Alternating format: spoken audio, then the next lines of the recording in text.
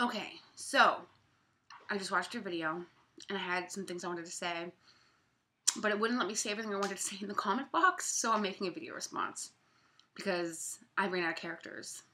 And I was trying to condense it and I couldn't get my point across. First of all, I did not feel attacked at all by your video. I am a weight loss surgery patient. I had gastric bypass 4 years ago. At my highest, I weighed 358.5 pounds. And today I sit around 155. I probably look a little smaller than that because I do have a lot of extra skin. But, I want... First of all, I'm very sorry for the loss of your family friend. And it's always a tragedy when somebody passes away. And I personally, I take it very personally when someone in the community passes away as well. These are all fears that I dealt with before I had surgery. Because it is very scary, and you used the term mutilating the inside of your body a couple times in your video, and I cringed every time you said that.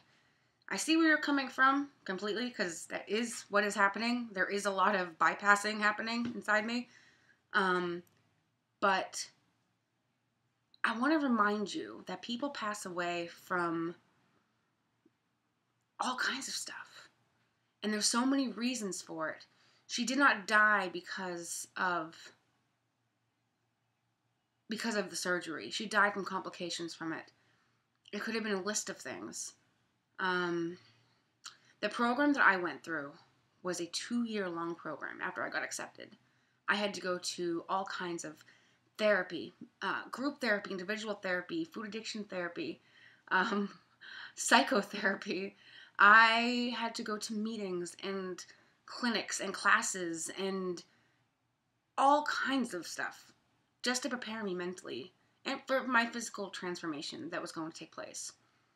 My particular program at Tufts Medical Center here in Boston with my doctor, Dr. Shakura, is one of the best in the country because of the education and the amount of testing they do on the patients. So I felt really good about that.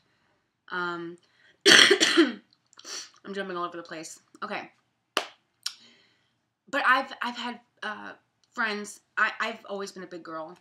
I went to fat camp growing up. My parents shipped me off to fat camp. A majority of my childhood friends are morbidly obese, same as I was.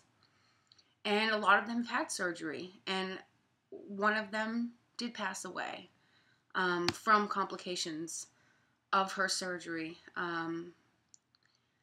And the reason was because she wasn't doing what she was supposed to be doing. She was pushing her body to a limit that wasn't supposed to happen. She became very anemic. She became very, the malnutrition was out of control. And she basically was dying from the inside out because she just wasn't able to absorb what she needed to do to keep herself healthy. Don't get me wrong, I've had some complications. Watch my videos. I talk about it all the time. The fact that I have gone through some pretty shitty medical stuff after my surgery.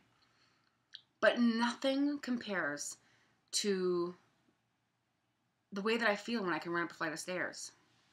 Or, run around after a friend's child. To know that I'm no longer fighting the same battles I was fighting before. Just to have people look me in the face and look me in the eyes and take me seriously and not look at me like I'm some lazy slob just because of my size. People die, it's so heartbreaking. But something as simple as getting your tonsils removed. And that is something that is elective. Having your tonsils removed, say you have chronic strep throat and the doctor says, well, you've had strep throat 3 times in the last year. It's probably best you have your tonsils removed. You won't have this problem anymore. People pass away from infections. People pass away from the most bizarre things. I'm sure your friend... I don't know how to say this without sounding like I'm attacking you, because I didn't feel attacked in your video at all. But you keep using the word like mutilating the inside of your body, and you just seem so against that surgery as if it's an easy way out. It was not an easy way out. It was the only way out. I was dealing with diabetes. I was dealing with high blood pressure. I was losing my vision. I'm a photographer. I was going blind in my left eye because I couldn't stop. I couldn't get it together enough to make my body lose the weight. I would do it for a period of time and then I would just give up. And that's what all of us were doing what we could for as long as we could until we couldn't anymore. I will never go back to being that size. And weight loss surgery saved my life. And it saved hundreds and hundreds and hundreds and thousands of people's lives because they follow their doctor's rules. You can't control what happens to people. There's so many little details that go into why things happen. It's just a leap of faith we all take medically, and that's a decision that you make. You have a come to God when you're 3 minutes away from the anesthesiologist putting you out and you know you're about to go under the knife. There's a moment where you make a decision that you are going to accept whatever the outcome is because you just can't live like this anymore.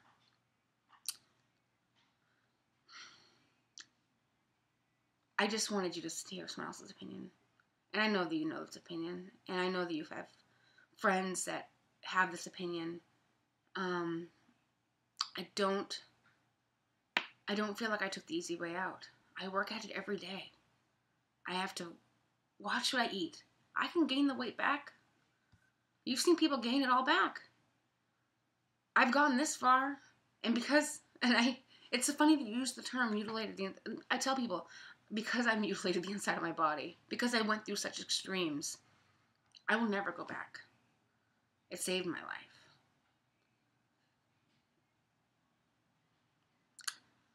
I don't know. If I could go back and tell the person that I was at 358 pounds that I could do it and that I could get to where I am today without it, I don't know. I don't even know if I could. I don't know. I just have a lot of sadness when I watch that video. Sadness for you, of course, for your loss, but sadness for the fear that you have, almost like the anger. And it's an anger for the surgery because of the loss of your friend, which is completely understandable. But there's a million complications of obesity that I'm no longer dying of. And for me, that's a good thing. I don't know. I guess everybody's entitled to their own opinions. I just know that your friend was one of a very small percentage. And like I said, people, they do pass away from the most ridiculous things. Stubbing your toe while on a hike can get you flesh-eating bacteria. It doesn't mean we're not going to go on any more hikes. It just means that it's out there and we're aware of what could happen. All right, I'm not going to say anything else. I feel kind of like I'm attacking you now, and that's a horrible thing. And I don't want you to feel that way. I just wanted to share my opinion. That's all. Because I do enjoy your videos. And for the most part, I do enjoy a lot of your opinions. And I feel very motivated sometimes when I watch your stuff. So I want to keep that going. I hope that you are feeling better. And I hope you have a good day.